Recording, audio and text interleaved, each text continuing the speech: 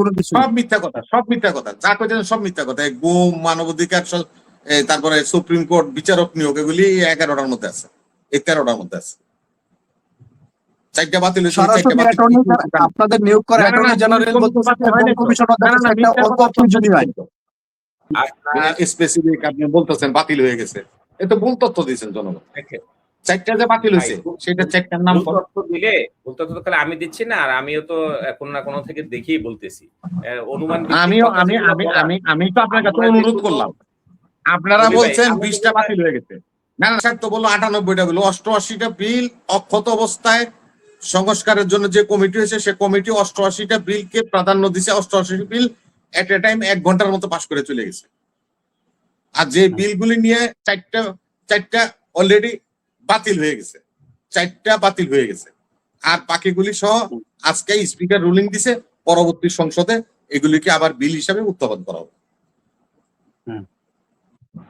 যে 4টা বাতিল করেছেন, মানবাধিকার কমিশন, দুর্নীতি দমন কমিশন, গণভোট অধ্যাদেশ, গুম কমিশন অধ্যাদেশ, এগুলো কোনো কিছু সব মিথ্যা কথা, সব মিথ্যা কথা, যা কইছেন সব মিথ্যা কথা। গুম, মানবাধিকার, তারপরে সুপ্রিম কোর্ট বিচারক নিয়োগ, এগুলি 11টার মধ্যে আছে, 13টার মধ্যে আছে। 4টা বাতিল হয়েছে। আপনাদের নিয়োগ করা অ্যাটর্নি জেনারেল বলতেছে কমিশন অধ্যাদেশ একটা অপ্রয়োজনীয় আইন। আরে 4টা বিল কি কি বাতিল হয়েছে? গুম কমিশন অধ্যাদেশ একটা অপ্রয়োজনীয় আইন, গণভোটের কোনো বৈধতা নাই এটা বলতেছে। অ্যাটর্নি জেনারেল বলতেছেন যে গুম কমিশনটা অপ্রয়োজনীয় আইন, এটার কোনো প্রয়োজন নাই, যেটা করা হয়েছে সেটা অপ্রয়োজনীয়। আইনমন্ত্রী বলতেছেন যে গণভোটে যেটা করা হয়েছে সেটার কোনো বৈধতা নাই। তাহলে 24শে জুলাই গণভোটের বৈধতা নাই, জুলাই সনদের বৈধতা নাই, আপনাদের আইনমন্ত্রী বলতেছেন, স্বরাষ্ট্রমন্ত্রী বলতেছেন। জুলাই ফেলায়েন না, সবকিছু এক লগে গোলায়েন না। ভোট কি জন্য হয়েছে? গণভোট হলো জুলাই সনদ বাস্তবায়নের জন্য গণভোট হয়েছে। গণভোট কি জন্য হয়েছিল? প্রবর্তন করছে জিয়াউর রহমান, হ্যাঁ এবং না ভোট দিয়া। দেন আমি এতকাল পর্যন্ত রাষ্ট্রপতি হিসেবে রাষ্ট্র শাসন করছি, এটা বৈধ না অবৈধ বলেন? হ্যাঁ বললে বৈধ, আর না বললে অবৈধ। তো এটা গণভোট তো শেষ, হ্যাঁ বইলে দিছি, উনি বৈধ হয়ে গেছে। তো এটা আবার আইন হয় নাকি? এটা কি আবার সংবিধানে যায় নাকি? আমি তো বুঝলামই না ভাই। এতগুলো মানুষ যে গণভোটের পক্ষে রায় দিল, তাদের রায়ের কোনো মূল্য নেই। 100 বার দিবে, গণভোটের পক্ষে রায় দিবে না। আমরা জুলাই সনদ বাস্তবায়ন করতে চাই, তো সেখানে গণভোট হবে না? আমরা তো হ্যাঁ দিছি কি জন্য? জুলাই সনদ বাস্তবায়নের জন্য। আবার ভালো করে পড়েন অধ্যাদেশটা, ভালো করে পড়েন। জুলাই সনদ বাস্তবায়ন করতেছেন, অথচ সংবিধান সংস্কার কমিশন গঠন করতে আপনারা অনিকা জানিয়েছেন, শপথ গ্রহণ করেন নাই প্রথম দিন। সংবিধান সংস্কার কমিশন তো পয়লা দিনই গঠন করছে। প্রথম দিন শপথ গ্রহণ করে নাই, শপথ গ্রহণ করছে বিএনপি এমপিরা কি শপথ গ্রহণ করতে? না, ওইটা কি জন্য করবে? ওইটা কি করবে? ওইটা কি জন্য করবে? ওইটা তো কোনো কিছুর মধ্যে আসে না। কি জন্য আমি ওখানে শপথ গ্রহণ করব? কিসের জন্য? সংবিধান সংস্কার কমিশন তো প্রথম। সেটা সম্ভব কেন? আরে ভাই, আমার সংসদ কি বলে? সংসদ তো প্রথম দিন সংবিধান সংস্কার কমিশন করছে, কমিটি করছে প্রথম দিন। সে কমিটি চায় না, সেই কমিটি তো বিরোধী দলের নেতাও আছেন, অন্যান্য যারা নির্বাচিত হয়েছেন প্রত্যেকে ওই কমিটির সদস্য আছে, প্রত্যেক দলের প্রতিনিধি আছে। অসুবিধাটা কি? গণভোট হয়েছে কি জন্য? গণভোট জুলাই সনদ বাস্তবায়নের জন্য। আমরা জুলাই সনদ বাস্তবায়ন করবো অঙ্গীকারবদ্ধ, সেটা হয়ে যাবে। তো গণভোটের আবার অধ্যাদেশ বাতিল কি? গণভোটের অধ্যাদেশ বাতিল হলে তো জুলাই সনদই বাতিল। গণভোটের অধ্যাদেশ তো বাতিল করার জন্য ইতিমধ্যে সুপারিশ করা হয়েছে, এবং বলা হচ্ছে যে গণভোটের অধ্যাদেশ কার্যকারিতা হারিয়েছে, গুম কমিশন অধ্যাদেশ কার্যকারিতা হারিয়েছে, যেটা আলোচনা করতে হবে, চলে গেছে। আপনারা যেভাবে মিডিয়া লেসপেন্সার হয়েছিল, সেজন্য আমি বলতেছি 4টা যে বাতিল হয়েছে, 4টা বিল কি এটা পড়ে। 4টা যেটা বাতিল হয়েছে সেটা 4টা, যেটা শুধু 4টা তো বাতিল হয় না, 4টার সঙ্গে আরো 16টা আছে। না না না না, 16টা স্পিকার রুলিং দিলে ভাই। সংসদের আপনার প্রিভিলেজটা দেখবেন, সংসদে যখন speaker is the head of the সংসদ, উনি যখন রুলিং দিবে যে বিষয়ের উপরে, সেই বিষয়টা নিয়ে তো বিতর্ক করার কিছু নেই। উনি তো অলরেডি রুলিং দিয়েছে। 4টা যে বাদ হয়েছে সেটার মধ্যে এই গুম কমিশন আছে কিনা, মানবাধিকার কমিশন আছে কিনা, বিচারক নিয়োগ কমিশন আছে কিনা, এই যে আপনারা যেগুলি করছেন দুর্নীতি কমিশন আছে কিনা, এই 4টার মধ্যে আছে কিনা দেখেন পড়ে শুনুন। এটা জনগণের উদ্দেশ্যে একটু পড়লে আমরা বাধিত হব। যে আপনি একজন মিডিয়া চারটার মানুষ, কথা বলা হচ্ছে যে জাতীয় সংসদ সচিবালয়, সুপ্রিম কোর্টের বিচারক নিয়োগ অধ্যাদেশ, সুপ্রিম কোর্ট সচিবালয় অধ্যাদেশ, সুপ্রিম কোর্ট এটা 16টার সচিবালয় মধ্যে সংশোধন অধ্যাদেশ। ভাই, এগুলি 16টার মধ্যে আছে। আমি আপনাকে আবারও বললাম বিনয় সহিত, আপনি পড়েন, এটা 16টার মধ্যে আছে, যেটা স্পিকার রুলিং দিছে যে সংস্কারের জন্য যে কমিটি, সংসদীয় কমিটি হয়েছে, সেই কমিটি অধিকতর বসবে এবং তারা তদন্ত করবে, কইরা তার একটা ফয়সলায় আসবে এবং পরবর্তী সংসদ যেদিন বসবে সেদিনই এই 16টা বিল আবার পুনরায় সংসদে উপস্থাপন করা হবে। এটা তো ভ্যালিডিটি হারায় নাই। ভ্যালিডিটি কিন্তু হারাইছে রবি ভাই। 4টা বিলের মাধ্যমে 7টা অধ্যাদেশ টোটালি বাতিল করা হয়েছে। 7টা হলো বাতিল করা হয়েছে, 7টা না 21টা বাতিল করছে জাহাঙ্গীর ভাই।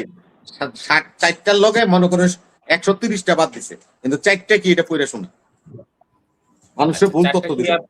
আপনার নামগুলো যদি বলতে তাহলে তো দেখে বলতে হবে। আপনার দেখেন তো আপনার ইন্টারভিউ দেখেন 4টা বিল কেন বলবেন জান আপনি? এই বিল ওই বিল স্পেসিফিক আপনি বলতেছেন বাতিল হয়ে গেছে, এ তো ভুল তথ্য দিয়েছেন জনগণ।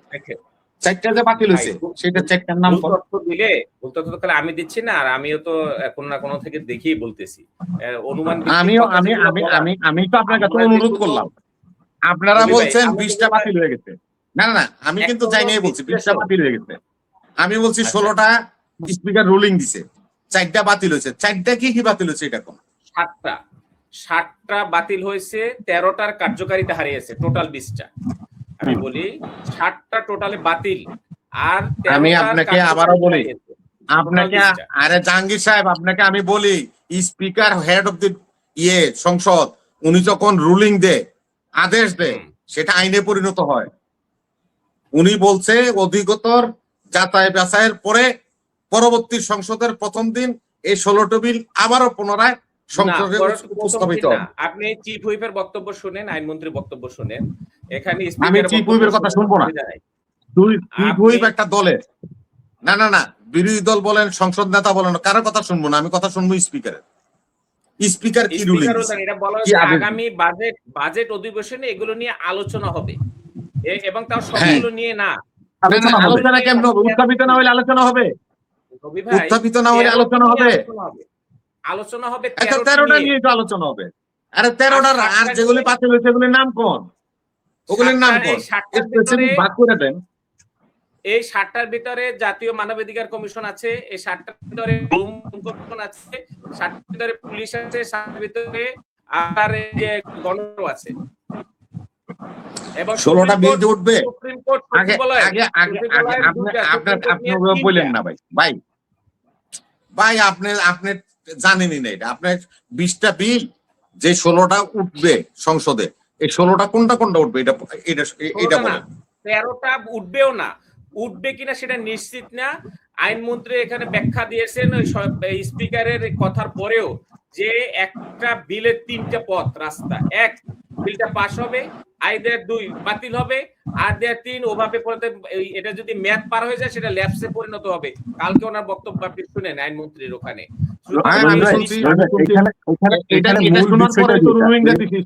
মূল বিষয়টা যেটা সংসদে এই 20টা বিল যদি সংসদে কোনোদিন না উঠে, আইনগতভাবে কারো কোনো এখানে কোনো হ্যাম্পার হবে না, কেউ বলতে পারবে না যে কেন উঠানো হয় নাই। সেটা হলো আপনার ভিন্ন জিনিস। আমি বলছি আমি স্পিকারকে ট্রাস্ট করি। স্পিকার হলো সর্বা, আইনমন্ত্রী বলো, বিরোধী দলের নেতা বলো, সরকারি দলের নেতা বলো, মন্ত্রীরা বলো, সবাই কথার শেষ কথাটা হলো স্পিকার। স্পিকার যে রুলিং দিবে সেই রুলিংটাকে আমি ফলো করবো। উনি কে কি করলো এটা আমার দেখার ব্যাপার না, তো ব্যাখ্যা দেওয়ার ব্যাপার না। স্পিকার তো বলছে বাজেট অধিবেশনে এই বিলগুলি অধিকতর যাচাই বাছাইয়ের পরে আবার উত্থাপিত হবে।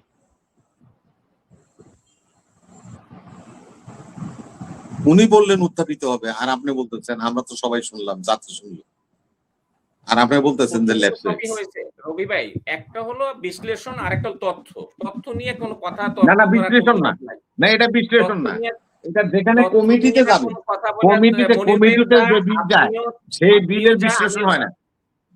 তথ্য নিয়ে কোনো কথা না, যেটা সংখ্যা, যেটা স্পষ্ট, এটা বিশ্লেষণ আপনি আপনার মতো করে বলতে পারেন, আমি আমার মতো বলতে পারি।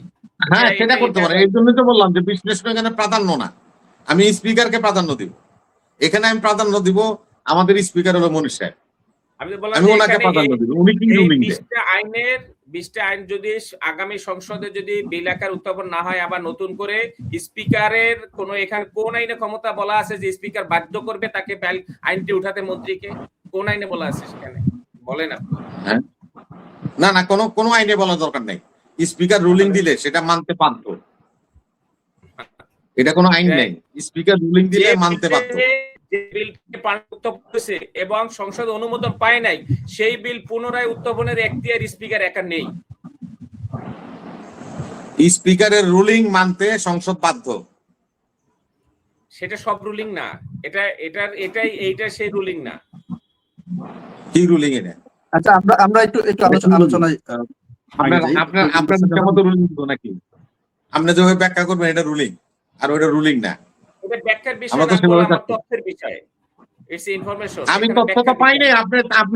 আপনাদের 20টা বাতিল হয়েছে, এর নামই তো বেতন না পাইলে আপনি জেনে নেন, সেটা আমি জানবো কেন?